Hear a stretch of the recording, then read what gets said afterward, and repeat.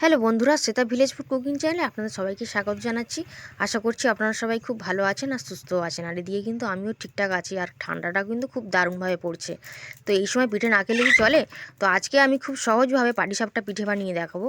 তো আপনারা যদি এই পদ্ধতি ফলো করে বানান তো খুব সহজে আপনারাও কিন্তু পাটিসাপটা পিঠাটা আমার মতন বানিয়ে নিতে পারবেন। দেখতেও যেমন সুন্দর হবে, খেতেও কিন্তু তার থেকেও বেশি সুন্দর।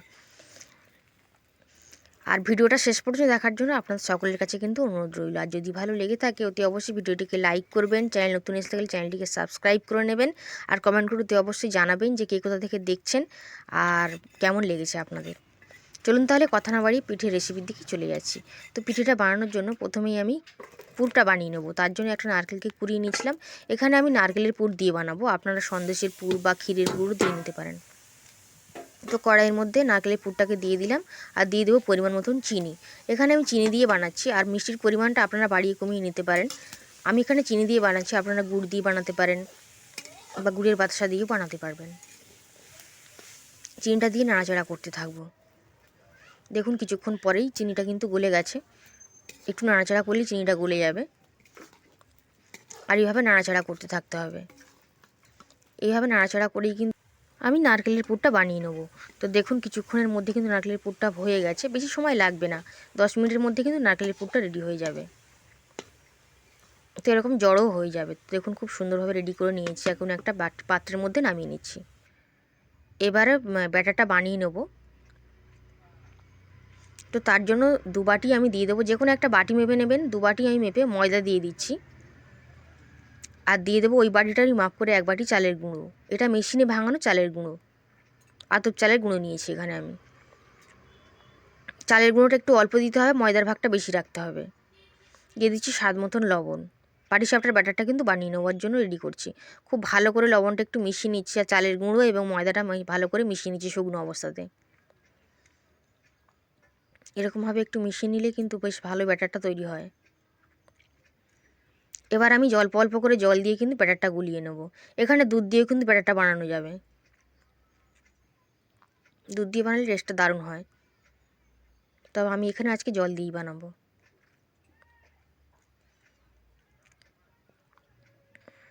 অল্প অল্প করে জলটা দিতে হবে, বেশি করে একসঙ্গে বেশি করে জল কিন্তু দেওয়া যাবে না।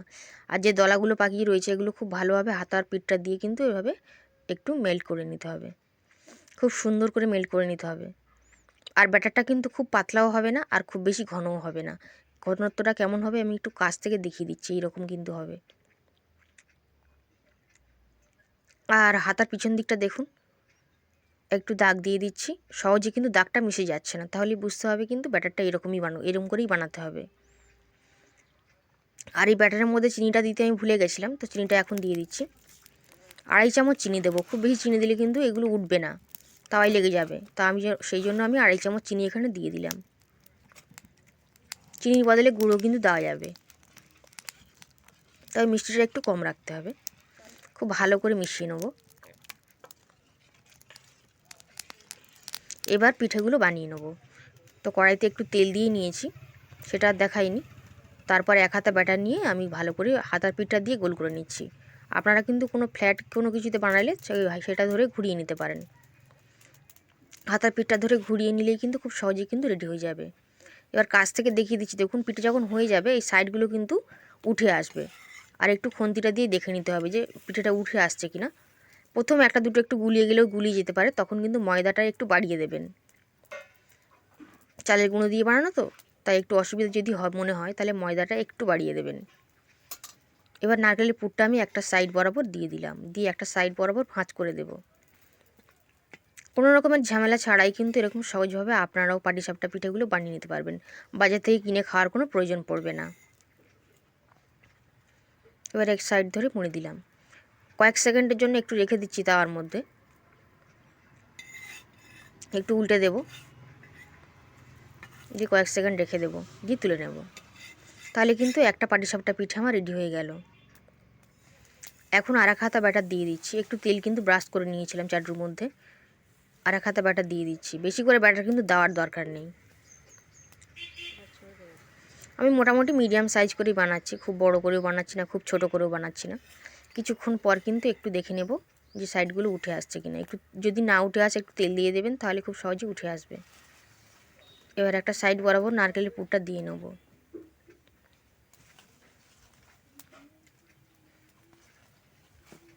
এখানে নারকেলের পুরটা সাদা আছে, হয়তো আপনারা দেখতে পাচ্ছেন না, ক্যামেরাতে জানি না কেমন দেখছেন, কিন্তু নারকেলের পুরটা যদি একটু বাতাসা দিয়ে দেওয়া যায় বা গুড় দিয়ে বানানো যায় তাহলে কিন্তু লাল রঙের দেখতে হবে। তাহলে কিন্তু খেতেও তো ভালো হবেই, কিন্তু দেখতে ভালো লাগবে আর কি। কারণ পিঠেগুলো আমি একটু সাদা কালারে বানাচ্ছি, তো এই সাইড ধরে মুড়ে দেবো। একটু সাবধানে, কিন্তু পাটিসাপটা পিঠে আছে অনেকেই গুলিয়ে ফেলেন, কিন্তু এইভাবে আপনারা বাড়িতে খুব সহজেই বানিয়ে ফেলতে পারবেন। কয়েক সেকেন্ডের জন্য আমি একটু রেখে দেবো তার মধ্যে, তারপর তুলে নেব। তো এইরকমভাবে আমি সব পাটিসাপটা পিঠেগুলো কিন্তু বানিয়ে নেব। এখন শীতকাল, আর পিঠে না খেলে কি চলে বন্ধুরা? তো সমস্ত সব পিঠেগুলোকে আমি বানিয়ে ফেলেছিলাম। তো যেগুলো সবথেকে বেশি সুন্দর হয়েছে সেই পিঠেগুলোকে সাজিয়ে নিচ্ছি। একেবারে সাদা মতন দেখতে হয়েছে যেগুলো, আর একদম পাতলা পাতলা করেছি আমি। তো সবগুলোকে সাজিয়ে নিচ্ছি, যে কটা আমি প্লেটে ধরবে সে কটা সাজিয়ে নেব। আপনারা কিন্তু রেসিপিটা এইরকমভাবে ফলো করে বানাতে পারেন। আশা করি আপনাদেরও ভিডিও কিন্তু ভালো হবে, মানে আপনাদেরও কিন্তু এরকমভাবে পাটিসাপটা ঘরেই বানিয়ে ফেলতে পারবেন।